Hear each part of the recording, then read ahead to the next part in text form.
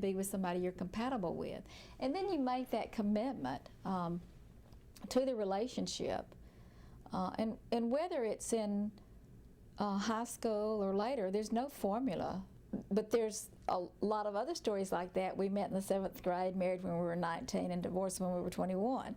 So, I mean, you know, what is the formula for success? I think it is commitment.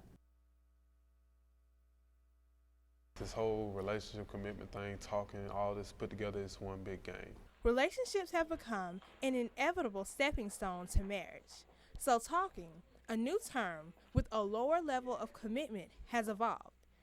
Addison Dixon explains. The commitment, the C word, a lot of people are scared of that word. You know, a lot of people are scared of that title. You're talking to somebody, I mean, yeah, I mean, you're in a sense together because you are not just casually, you know, being that person's friend. But I think the constraints on it is like, you know, you can't tell me that I can't go out with this person because we're not together, we're not in a relationship, we don't have the commitment. When you get to college, you get to do what you want, when you want, how you want to do it.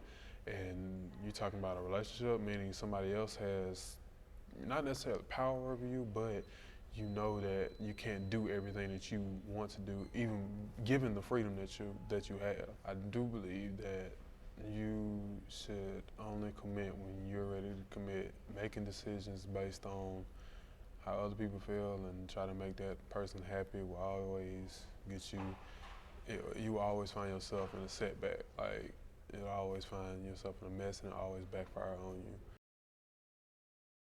I really didn't pay any attention to him at first, but he was really sweet though when we first started talking. Probably like a year into the relationship when I realized that he wasn't how I thought he was in the beginning. He kind of has a little trust issue sometimes, and that really bothered me a lot during the first year, but we worked through it. Actually, we had broke up like once during the first year, but we got back together like a few days after that.